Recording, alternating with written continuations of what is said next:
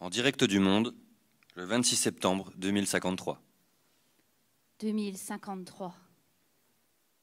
J'ai 72 ans. Bon, là, en même temps, je ne les fais pas. Je me souviens quand j'ai créé l'usine, on nous disait « c'est étrange cette idée-là, cet espace de coopération et de créativité, le coworking, une sorte d'utopie en somme. » C'est sûr, en même temps, notre vision, elle était plutôt optimiste.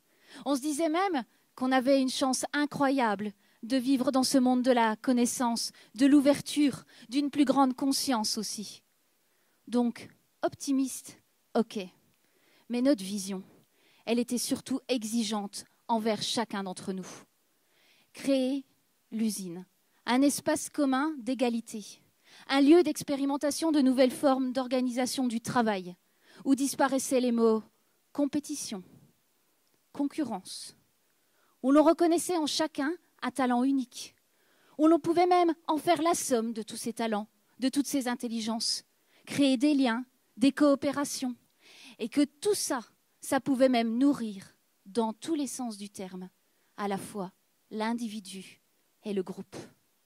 Et cette vision, elle exigeait surtout de moi, de prendre le risque, de me dépasser. Coordinatrice de l'usine à Belfort, manager d'une communauté de talents, de personnes qui entreprennent. Alors c'est sûr, j'aurais pu la jouer modèle traditionnel de management. J'aurais pu me transformer en chef super clairvoyante, omnipotente, omnisciente, omniprésente, genre prophète, quoi. Mettre en place une hiérarchie pyramidale, un mode d'information principalement descendant, un management de la persuasion, du contrôle, de l'obéissance. Enfin, bref, la stratégie de la peur, du manque, du besoin. Plutôt confortable pour le manager, une place pour chaque chose, et chaque chose à sa place.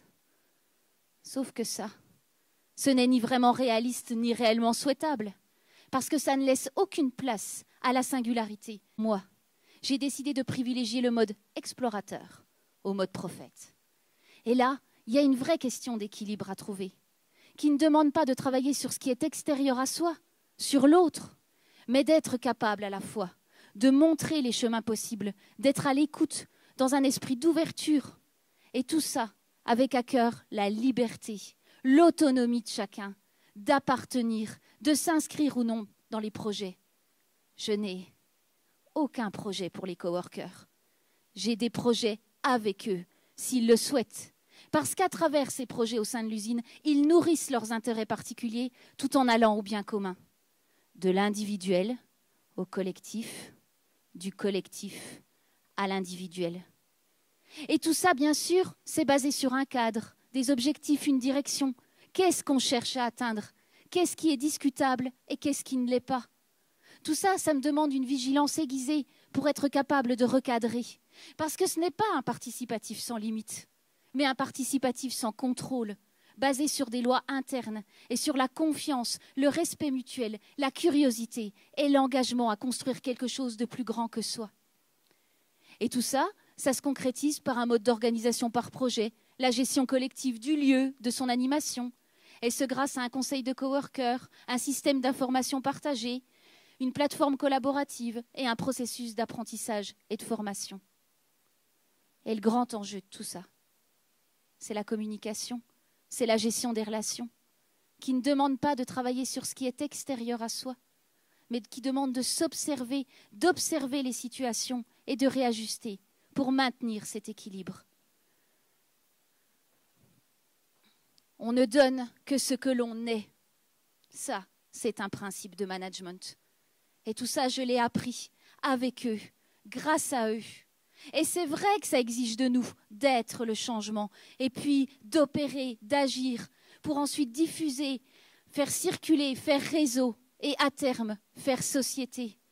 De manière souple, intense et inventive, sans fonder le collectif, notre relation à l'autre, sur la peur, sur un processus victimaire, ni sur un rapport à une loi ou à une personne transcendante, mais bel et bien sur la réussite, la qualité, le bénéfice, l'authenticité, le désir et le courage. Enfin bref, sur l'amour. Alors c'est sûr que ce n'est pas encore, à votre époque, le chemin le plus fréquenté et que c'est sans aucun doute le plus exigeant. Mais c'est maintenant, en 2013, qu'il faut agir, qu'il faut être à la hauteur de son rêve.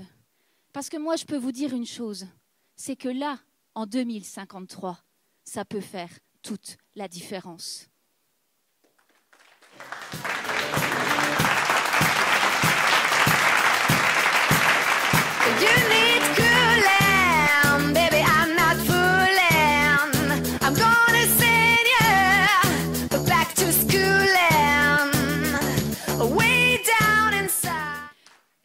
Je voulais remercier tous les coworkers qui ont travaillé sur l'In-Night Show, qui ont travaillé sur Rallinov, et dire que voilà, ça c'est l'intelligence collective et on vit une aventure formidable à l'usine.